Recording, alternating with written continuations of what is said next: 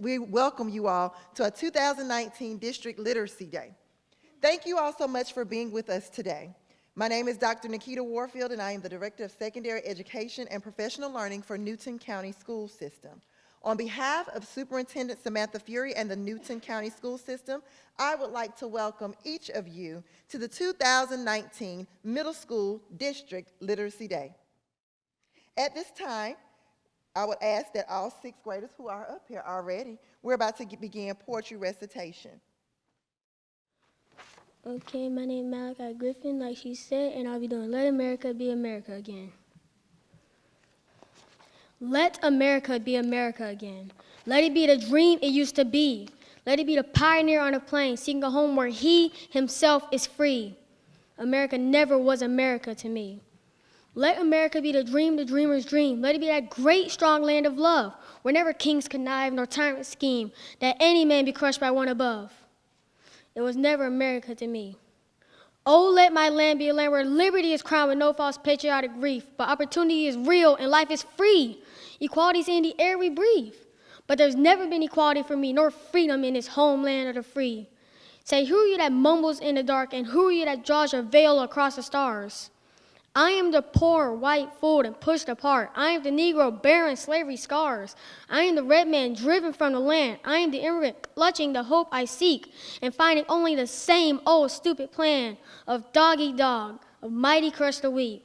I am the young man full of strength and hope, tangled in that ancient endless chain of profit, power, gain, of grab the land, of grab the gold, of grab the ways of satisfying need, of work demand, of take the pay, of owning everything for one's own greed. I am the farmer, bondsman to the soil. I am the worker, sold to the machine. I am the Negro, servant to you all. I am the people, humble, hungry, and mean. Hungry yet today, despite the dream, beaten yet today, oh pioneers. I am the man who never got ahead, the poorest worker bartered through the years. Yet I am the one who dreamt our basic dream in the old world while still a serf of kings, who dreamt a dream so strong, so brave, so true, that even his mighty daring sings. In every brick and stone, in every furrow turn, that's made America the land it has become. For I'm the man who sailed those early seas in search of what I meant to be my home. For I'm the one who left Poland's plains in...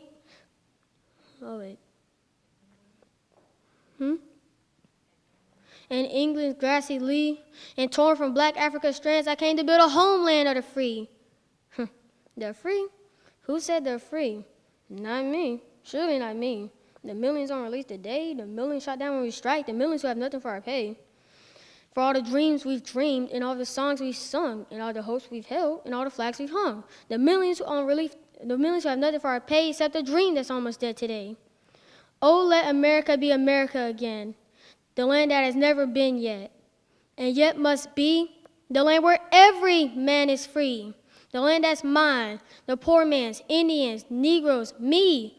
Who made America? Whose sweat and blood, whose faith and pain, whose hand at the foundry, who's plowing the rain, must bring back our mighty dream again. Sure, call me any ugly name you choose, the steel of freedom does not stain.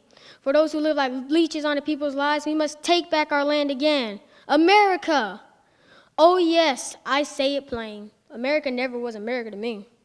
And yet I swear this oath, America will be. Out of the rack and ruin of our gangster death, the rape and rot of graft and stealth and lies, we the people must redeem the land, the mines, the plants, the rivers, the mountains, and the endless plain. All the stretch of these great green states, and make America again. I'm done.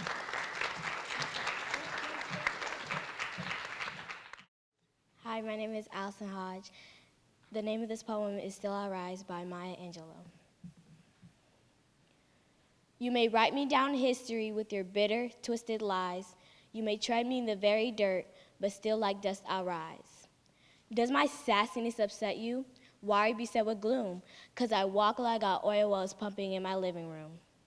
Just like moons and like suns, with the certainty of the tides, just like hope spring high, still I rise. Did you want to see me broken? Bowed head and lowered eyes, shoulders falling down like teardrops, weakened by my soulful cries? out.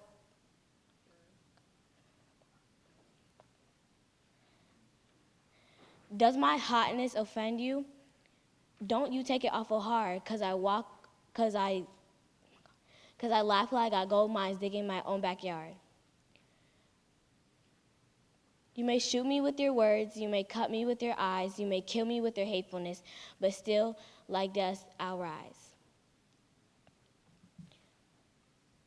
Does my sexiness upset you? Does it come as a surprise that I dance like I got diamonds at the meeting of my thighs? Out of the huts of history's shame, I'll rise. Up from a past that rooted in pain, I'll rise. I'm a black ocean leaping and wide, welling and swelling, I bear in the tide, leaving behind nights of terror and fear. I'll rise. Into a daybreak that's wondrously clear, I'll rise. Bring the gifts that my ancestors gave. I'm the dream and the hope of the slave. I'll rise, I'll rise, I'll rise.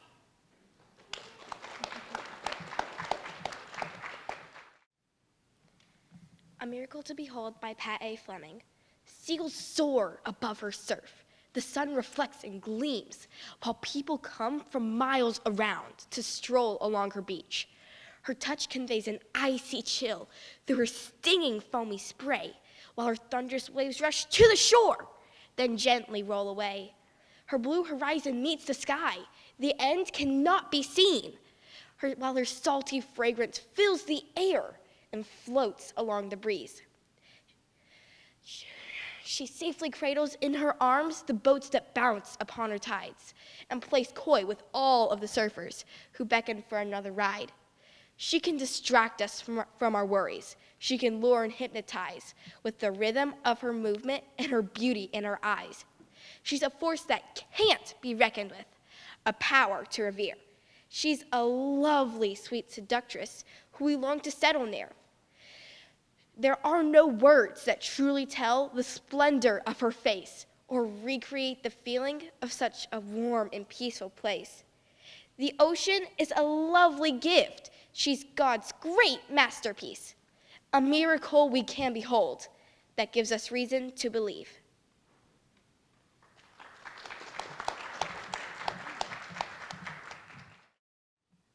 Hi, my name is Jaslyn Gaines, and I'll be doing Maya Angelou's Life Doesn't Frighten Me Yet. Shadows on the wall. Noises down the hall. Life doesn't frighten me at all. Bad dogs barking loud, big ghosts in a cloud. Life doesn't frighten me at all. Mean old Mother Goose, lions on the loose. They don't frighten me at all. Dragons, breathing flame on my counterpane. That doesn't frighten me at all. I go, boo, make them shoo. I make fun, way they run. I won't cry, so they fly. I just smile, they go wild. Life doesn't frighten me at all. Tough guys fight, all alone at night. Life doesn't frighten me at all. Panthers in the park, strangers in the dark. No, they don't frighten me at all. That new classroom where boys all pull my hair with kissy little girls with their hair in curls, they don't frighten me at all. Don't show me frogs and snakes and listen for my scream. If I'm afraid at all, it's only in my dreams. I've got a magic charm that I keep up my sleeve. I could walk the ocean floor and never have to breathe. Life doesn't frighten me at all. Not at all, not at all. Life doesn't frighten me at all.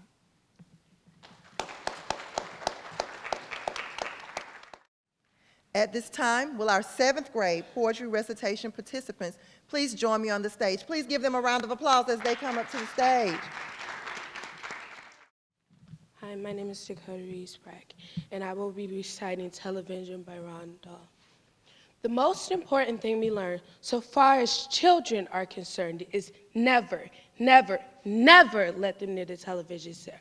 Or better still, don't install the idiotic thing at all. In almost every house we've been, we've watched them gaping at the screen. They loll and slop and lounge about and stare until their eyes pop out. Last week at Soa's place we saw a dozen eyeballs on the floor.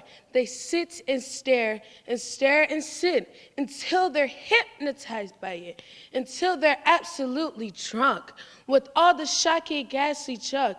Oh yes, we know, it keeps them still. They don't climb out the windowsill. They never fight or kick or punch. They leave you free to cook the lunch and wash the dishes in the sink. But did you ever stop and think or wonder just exactly what it does to your beloved tot? It rots them sick in the head. It kills imagination dead. It clogs and clutters up the mind. It makes a child so dull and blind, he can no longer understand a fantasy or a fairyland. His brain becomes as soft as cheese. He cannot think, he only sees. All right, you'll cry. All right, you'll say, but if you take the set away, what shall we do to entertain our darling children? Please explain. We'll answer this by asking you. What used the darling ones to do? How did used they keep themselves contented before this monster was invented? Have you forgotten? Do you know? We'll say it very loud and slow. They used to read and read and read and read and read and proceed to read some more. Half of their lives were reading books. The nursery shelves held books galore, and books cluttered up the nursery floor. And in the bedroom by the bed, books were waiting to be read. Such fine, wondrous, fantastic tales of dragons, gypsies, queens, and whales, from treasure isles and distant shores where the smugglers roared with muffled oars, and the pirates wearing purple pants, sailing ships and elephants, the cannibals crouching round the pot, stirring away at something hot. It smells so good, what can it be? Good gracious, it's Penelope. The younger ones had Beatrice Potter and Mr. Todd, the dirty rotter, and Squirrel Nutkin, Piggly Black, and Miss Tigglywinkle, and just how the camel got his hump, and how the monkey lost his rump. Such, and Mr. Todd, bless my soul, Mr. Ray, and Mr. Mole. Oh, books, what books they used to know, the children living long ago. So please, oh please, we beg, we pray, throw your TV set away, and in its place you can install a lovely bookshelf on the wall, and fill it up with lots of books, ignoring all the dirty looks, the screams, the yells, the bites, the kicks, the children hitting you with sticks. And we promise you, fear not, because we promise you in about a week or two of having nothing else to do, they'll soon feel the need to have something to read. And oh boy, once they start, you'll see them slowly fill with joy. And that fills their hearts, they grow so keen. They'll wonder what they ever seen in that ridiculous machine, that nauseating, unclean, repulsive TV screen. And after that, every child will love you more for what you did.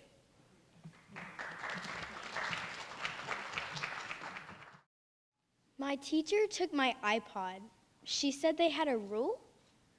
I couldn't bring it into class or even to the school. She said she would return it. I'd have it back today, but then she tried my headphones on and gave a click on play.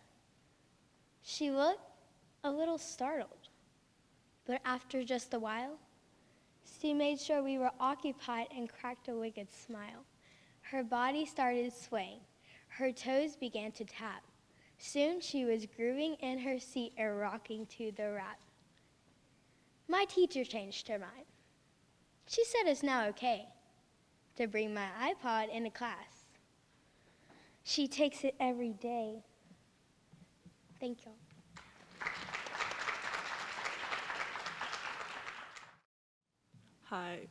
Hi, my name is Chamaya Proby, and I will be reciting Little Red Riding Hood and the Wolf by Roald Dahl. As soon as Wolf began to feel that he would like a decent meal, he went and knocked on Grandma's door. When Grandma opened it, she saw the sharp white teeth, the horrid grin, and Wolfie said, "May I come in?" Poor Grandmama was terrified. "He's going to eat me up," she cried. And she was absolutely right. He ate her up in one big bite. But Grandmama was small and tough, and Wolfie, well, that's not enough. I haven't yet begun to feel that I have had a decent meal. He ran around the kitchen yelping, "I have got to have a second helping." He then added with a frightful leer, "I'm therefore going to wait right here till little Miss Red Riding Hood comes home from walking in the wood." He quickly put on Grandma's clothes. Of course he hadn't eaten those. He dressed himself in coat and hat. He put on shoes, and after that, he even brushed and curled his hair, then sat himself in Grandma's chair. And came the little girl in red. She stopped, she stared, and then she said, "What great big ears you have, Grandma." "All the better to hear you," with the wolf replied. "What great big eyes you have, Grandma," said Little Red Riding Hood. "All the better to see you," with the wolf replied. He sat there watching her and smiled. He thought, "I'm going to eat this child. Compared with her old grandmama, she's going to taste like caviar." Then Little Red Riding Hood said, "But Grandma, what a lovely great big furry coat you have on." "That's wrong," cried Wolf. "Have you forgot to tell me what big teeth I've got?" "Oh, well, no matter what you say, I'm going to eat you anyway." The small girl smiles, one eyelid flickers. She whips a pistol from her knickers. She aims it at the creature's head, and bang, bang, bang, she shoots him dead. A few weeks later in the woods, I come across Miss Riding Hood. But what a change, no cloak of red, no silly hood upon her head. She said, "Hello, and do please note my lovely furry wolfskin coat."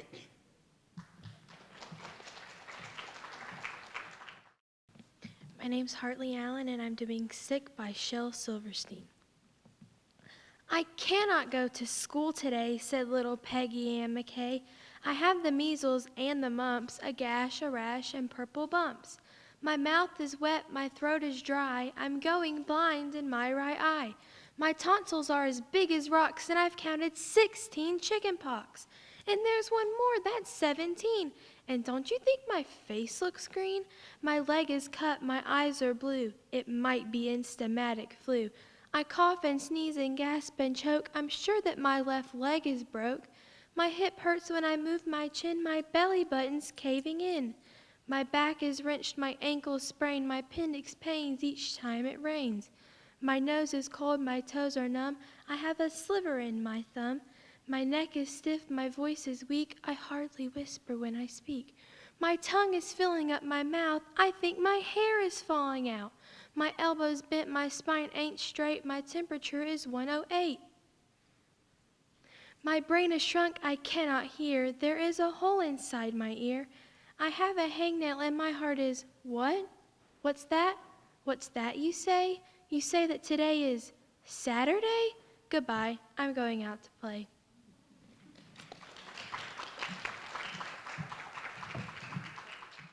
My name is Naya Hatchett, and I'll be reciting the poem titled Escape by Jacqueline Upton. Trees, trees, trees, branches, stakes, leaves, whipping, gashing, slashing in my arms. I can't get away no matter how fast I run. Tripping, falling, crawling on the floor, ragged cuts, tattered clothes, jagged breathing as I start to slow. My eyes are heavy, my vision blurred. Distant images start to stir. He's right behind me, he's catching up. I have to keep going, but my legs have had enough. Getting dizzy, about to pass out, a distant figure starts to stand out. A distant scream, a whispered plea, I can't believe it came from me. Pulse is racing, a feeling of hands, a gentle hush as I'm helped to stand. It's him, he's caught me. Please, strength, don't leave me yet. Let me be anything but his solely pet. I have to leave, I have to get away. I fall to my knees and let my head sway. Stopping, he stares at me with the mirrored laugh, then reaches for me as I start to move back. I'm too slow, he's too fast. I can't get away, he's taking me back. I can't let this happen, I must react. Head's too fuzzy, I'm getting too weak. I'm stumbling over my own feet. One chance, a pull, a twist, a pop, a moan. I'm not the only one with a broken bone. I'm still running, he's still coming. Strength's about to give out. Dead end, cliff's end, water and rocks below. Tell me if you had a choice, which way would you go? If you all would join me in a round of applause for our 7th grade participants. At this time, please join me in a round of applause as our 8th grade students for poetry recitation. These participants join me on the stage. I've got the children to tend, the clothes to mend, the floor to mop, the food to shop. I've got the chicken to fry, the baby to dry. I got company to feed, the garden to weed. I've got shirts to press, the tots to dress. The cane to be cut, I gotta clean up this hut, then see about the sick and the cotton to pick. Shine on me, sunshine, rain on me, rain. Fall softly, dewdrops, and cool my brow again. Storm, blow me from here with your fiercest winds. Let me float across the sky till I can rest again. Fall gently, snowflakes, cover me with white, cold, icy kisses. Let me rest tonight. Sun, rain, curving sky, mountains, ocean, leaf and stone, stars shine, moon glow, you're all that I can call my own.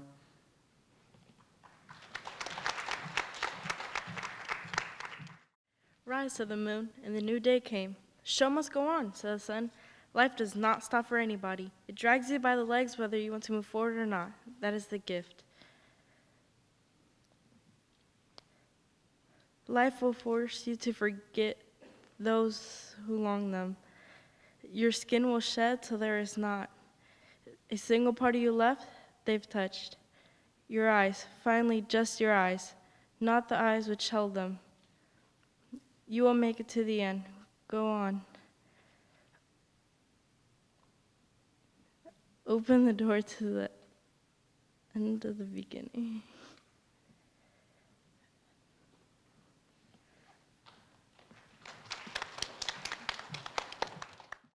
My name is Amal Williams, and I'll be reciting Why Am I Not Good Enough by Olivia Bella. Great, you woke up. Well, 1, take a shower. You don't want to smell. 2, pick out an outfit that will fit in with the latest trends and won't make you the laughingstock of the school.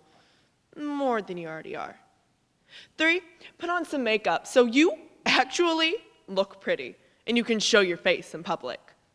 You can't even recognize yourself, and your face tingles with an itch you can't relieve. Otherwise, you will have ruined the meticulous painting you applied to your hideous face.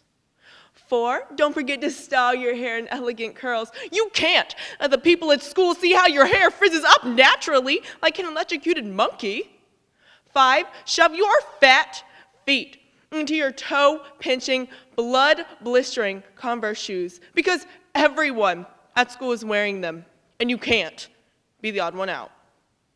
As you gaze into your bathroom mirror, you see a stranger that somehow stole your reflection and replaced it with a completely different girl. Every part of your outfit is uncomfortable, but even though you spend hours trying to look pretty, you'll never be as good as those other girls at school. You are really holding back a few tears, but you feel as if you are holding back a tsunami of emotions that you can't let anyone know that you feel because they may not respect you the same way. Or did they ever? Why am I not good enough? Beauty is pain. 6, get off the bus. 7, find a group of people you can walk with to class because heaven knows you can't just walk alone. But you don't even like these people. They make dirty jokes and cuss a lot. They laugh and joke about you. You know you shouldn't hang out with them, but hey, they are popular. And you just want people to like you like they like them. You are in the stocks as people throw judging tomatoes and hating heads of lettuce at your insecure little head. You cannot stand up for yourself because you are alone, trapped, and defenseless. And you cannot stand up for yourself because these popular kids are the royalty of the school. And what they say and do goes. You take each comment, each judgment, each assumption, each opinion, each strange look, each remark, each criticism, each review, each report, each assessment, and with it your self-esteem plummets like a sinking ship. Down, down, down to the dark and dreary depths below. You look at all the other girls, your mind racing a mile a minute. I wish I had her hair. I wish I had her eyes. I wish I had her perfect teeth. I wish I was as skinny as her. I wish I had her social confidence. I wish that as many boys that like her liked me. Why am I not good enough? Well, life isn't fair. 8, get your work done. The only part of your life that seems to be solvable is actual schoolwork. You take pride in your work because it is possibly the only thing special about you. You do it to see the radiant smiles on your teachers' faces as they applaud your work. Their joyful praise is the gentle rain that brings a magnificent rainbow, the sunshine that brings forth fields of fresh daisies, and one of the only things that brings you happiness. But it's not popular to be smart. In fact, you'll be seen as a nerd, too smart, human calculator, brainiac, robot, geek, computer girl, know-it-all, teacher's pet, suck up, and any other wonderful names you can come up with. Your peers' jealousy is the pollution that prevents a rainbow and the bulldozer that plows through the once golden fields of daisies. The intangible object that crushes your happiness like a bug. A's are getting you nothing but torment. Why am I not good enough? Just get over it. 9, it's the end of the day, get ready for bed. 10, undress, get your pajamas on. Wow, did I get fatter today? 11, undo your hairdo. Man, my hair looks like a mop. 12, wash off all of your makeup. I can't even look at myself. This is my life every day. I can't help it. I've been told you can't compare apples and oranges. I've been told that I am distorted. I've been told that I need to be grateful for who I am. But going through your middle school years, you are in charge of your own journey to find yourself on a small jet, and sometimes you can't control what happens to you. The turbulence will throw you off course, but popular isn't always a good thing. You tell yourself, I just want people to like me. I just want to be accepted. But skipping meals and marking up your wrists isn't going to fix that. You look at other girls and wish you could be like them, but other girls are looking at you and wishing they were you. Society infers that girls have to have skinny waists, tan skin, long silky hair, perfectly straighten my teeth, big butts, and etc. Society claims that girls have to wear lots of makeup to be pretty. Society claims that girls have to wear skanky clothing and do inappropriate things to be happy as well as cool. But society is wrong. You are loved, you are precious, you are beautiful, you are talented, you are capable, you are deserving of respect. You can eat that meal. You are 1 in 7 billion. And most of all, you are good enough.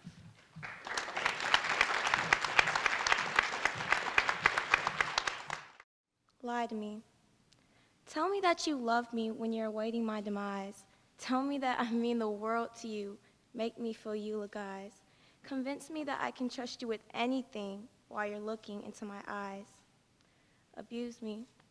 Make an incision in my heart and patch it with dejection. Leave deep gashes on my body. Stitch them up and call them affection. Use your words and your malevolent actions to break my barrier of protection. Mislead me. Lead me to the poison instead of bringing me to the water. Don't bring my mistakes to attention and allow my wisdom to totter. Don't warn me of the dangers ahead, and in life's journey, allow me to potter. Hate me. Let the thought of me being happy disturb your peace of mind. Let my moments of confidence disgust you. Try to break me down when I become refined. Continue to be as arrogant as you are and blame me for why our bond maligned. Disappoint me. Keep on going behind my back and speaking on my name. Keep on messing with that kid you said was just a friend and let them play you like a game. Keep on letting the wrong people influence your mind, but no longer will I take the blame. Light the cigarette, inhale the vape, take their hand, sneak around the back gate. Hey, it's your life. Nobody's obligated to dictate. All I'm saying is that I'm done trying to keep you safe. I'm done letting you lie to me. I'm done letting you abuse me. I'm done letting you mislead me. Hate me all you want, but I'm done letting you disappoint me over and over again. I should have thought it over, considered if I was making the right choice. I shouldn't have followed my heart and instead just listened to that little voice. Now, it could have been avoided if I had read the contract to its end, but at least now I know the sacrifices and the upshot of having friends.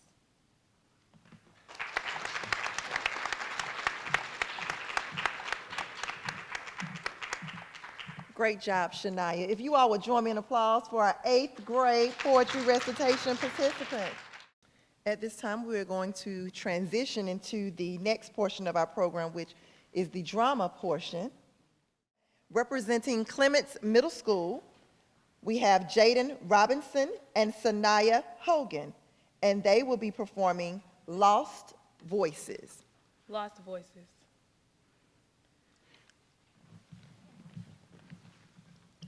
The first day I realized I was black, it was 2000s. We had just learned about blacks for the first time in 2nd grade. At recess, all the white kids chased me to the woods chanting, "Slave!" My mother said I refused to come out for 3 hours. Said she thinks I was lost in the trees. But I just needed to be closer to my roots. As a woman, having a boyfriend is a battle. If 70% of us are abused in a lifetime, what's the number of men doing it? There's not one man running faster than light to complete a mission, and that's what leaves me sick. The second day I realized I was black was in a gas station. I only had 25 cents, so I searched what to spend it on. The cashier floated from aisle to aisle, eyes fixed on my hands. That was the first time I realized skin color was a crime. My body has become cause to write legislation, cause for smacks in the back of a class. My body has demanded everything except respect. I've been asked what makes you feel unsafe, and I struggle not to yell everything. The third day I realized I was black was in an all-white cafeteria. I gathered my legs under me, made rockets on my feet, and approached the girl. She told me she wasn't into my type of guy. I felt the word shoot daggers into my melanin. I've never wanted to disappear so bad. As a woman, I've learned to answer to everything except my name, little lady. Not to be equal, but to make sure I'm in my place. I battle and want to own my body and accepting there's a 1 in 4 chance a man will lay claim to my skin. A plot of land for the taking. The last day I realized I was black was in the elevator in California. So the white woman that told me she knows what it feels like to be black because she grew up poor, I would tell you to think before you speak. But your mind has got to be bacteria infected, and any filter through that labyrinth of nothingness might be worse than no thought at all. There's a group of women sharing their personal definition of feminism. He is the only man in the room. All of a sudden, his tone switches from destroying the patriarchy by annihilating all men. Do you know what it means to be black? To pop like your way in and out of thugs, it's not a problem you want to sympathize. But to tell me you know my pain is to stab yourself in the leg because you saw me get shot. We have 2 different wounds, and looking at yours, there's nothing to heal mine. Never will I turn away on an ally. When a man speaks on my behalf, that only proves my point. Movements are driven by passion, not by asserting yourself dominant by a world that already put you there. You speak to no pain. You only fathom because we told you it was there. You know nothing of silence until someone who could not know your pain tells you how to fix it. Every day is a crucifixion when there is no regards for lines crossed. I fight so my voice can be heard. I fight for the voices you silence all in the name of what is right. The problem is, you assume this struggle is attached to a social class. I am black and beautiful by nature. Ain't no income that can change that. The problem with speaking up for each other is that everyone is left without a voice.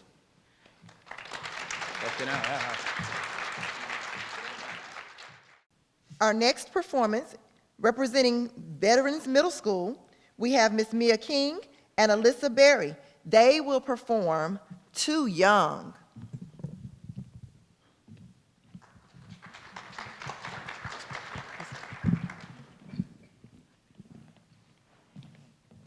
Too Young by Mia King and Alyssa Berry. Disclaimer. Every single child in this room is too young.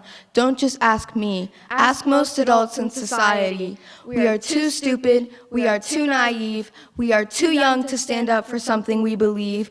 We are too young to be feminists. We are too young to know our own sexualities.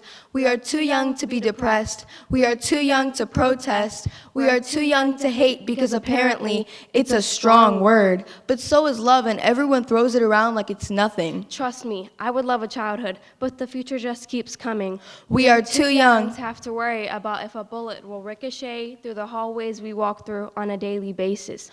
We are too young to be scared of walking. We can't even leave the house without being anxious, because with the shorts I wear, apparently I'm asking for it.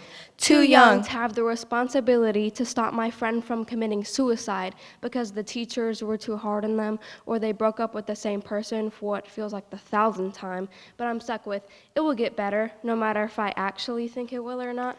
Too young to worry that my LGBTQ plus friend was killed, abandoned, or sent to a conversion camp because all they wanted was love, but they were stereotyped as disgusting sinners who were just confused. Yes, they are back now, but they don't even remember my name. Too young to speak up about serious topics. Right now, somewhere in the world, a child could be planning to shoot up their school using a gun they bought online, something that kills roughly 36,000 people yearly. But instead, the government's Everyone's line of vision was solely focused on a vape that lies in the hands of today's growing adolescents. Too young. To post a picture just to please the rest of the earth. How many likes is your sanity worth? Too young to cry over losses of our friends who were too young, and no one would listen to their fake cries because we are too young to have experienced real pain. Too young to be bloody, bruised, and beaten by where I didn't choose to fight in.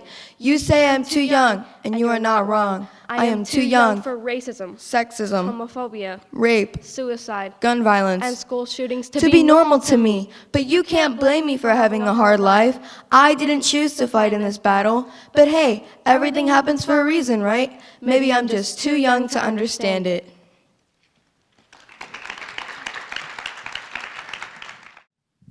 Okay, everybody ready for us to announce our winners? I love it. Yes, yes. We're going to start with our Ready Writing participants. These students had the opportunity to write something from various topics, and they were judged prior to today's event. We want to recognize them today, and we want to announce our first place winner as well as our runner-up. Representing 6th grade from Clements Middle School, Mackenzie Green.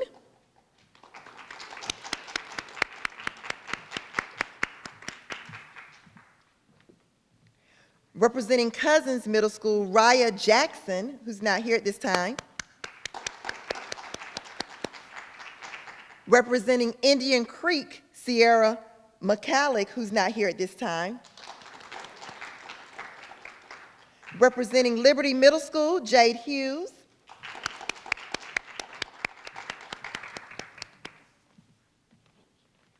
Representing Newton County Theme School, Blythe Edgar.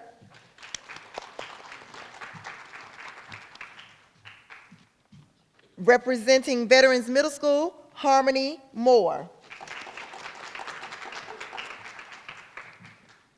These students wrote from the topic, Less Time in Front of the TV. The runner-up for 6th grade Ready Writing is Harmony Moore from Veterans Middle School.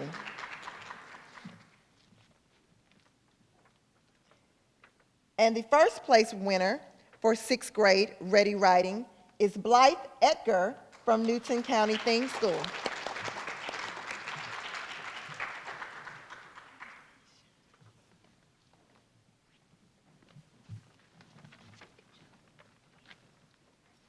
Please join me in a round of applause again for our 6th grade Ready Writing participants.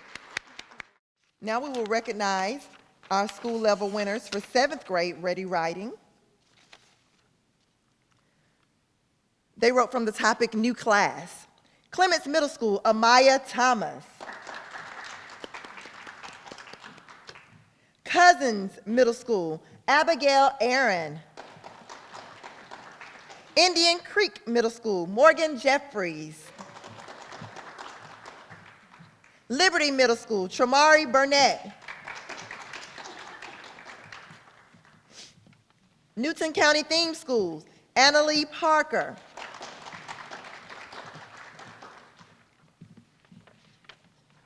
Veterans Memorial, Victoria Obatola.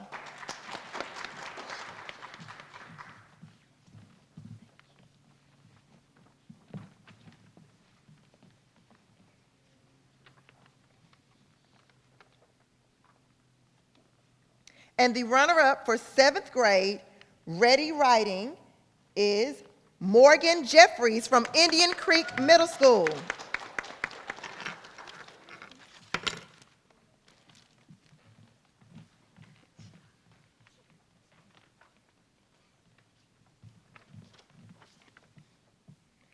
And the first place winner for 7th grade Ready Writing is Annalie Parker from Newton County Theme School.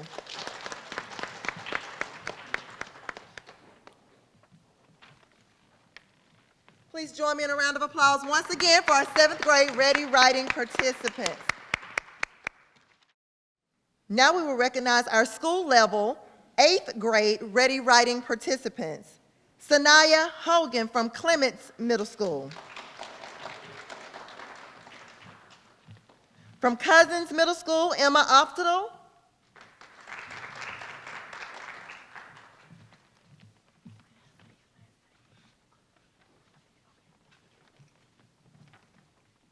From Indian Creek Middle School, Lila Whitmire.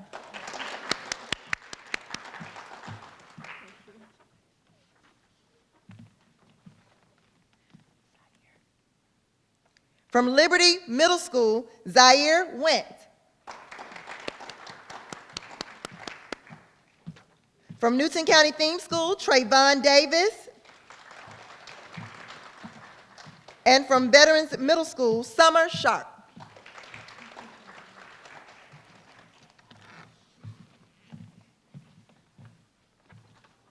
And our runner-up from Cousins Middle School, Emma Aftadal.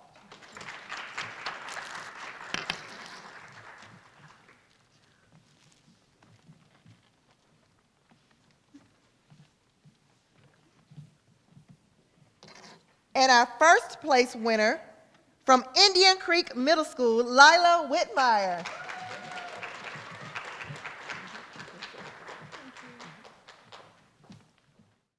Now we will begin to announce the winners of the poetry recitation portion of our program.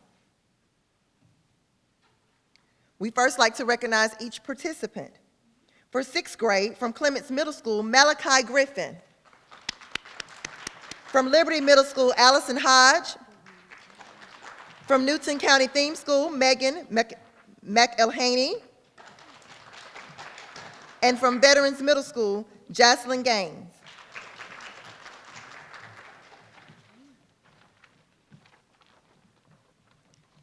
And our runner-up is Malachi Griffin from Clements Middle School.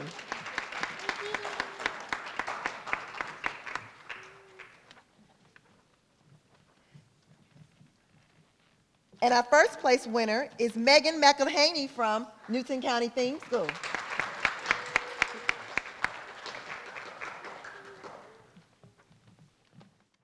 Next, we will recognize our 7th grade participants.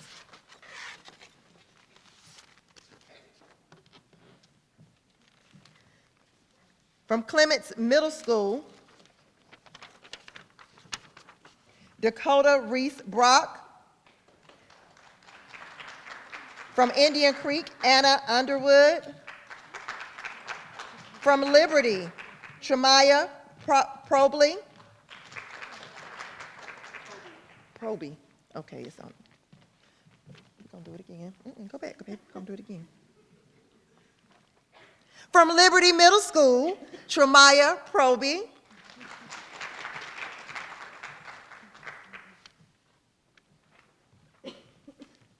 From the Theme School, Hartley Allen. From Veterans, Naya Hatchett.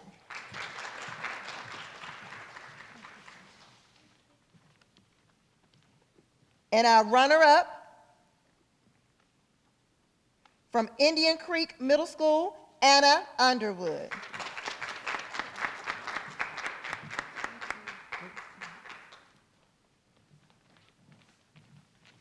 And our first place winner from Veterans Middle School, Naya Hatchett.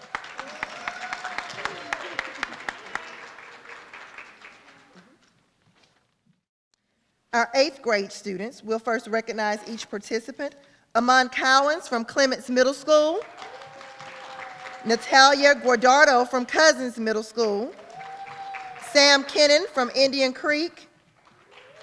Karina Carabala from Liberty Middle School. Amaya Williams from Newton County Theme School.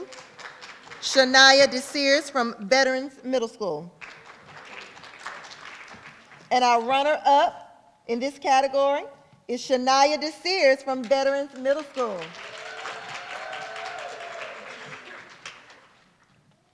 Our first place winner is Amaya Williams from Newton County Theme School.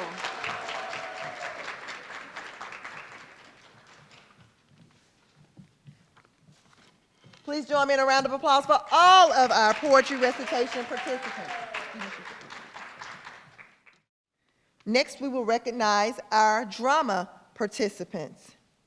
From Clements Middle School, Jaden Robinson and Sanaya Hogan. From Liberty Middle School, Brian Hardiman, Janiyah Carr, Peyton Rames, and Jayla Jones. They're absent at this time. And from Veterans Middle School, Mia King and Alyssa Berry.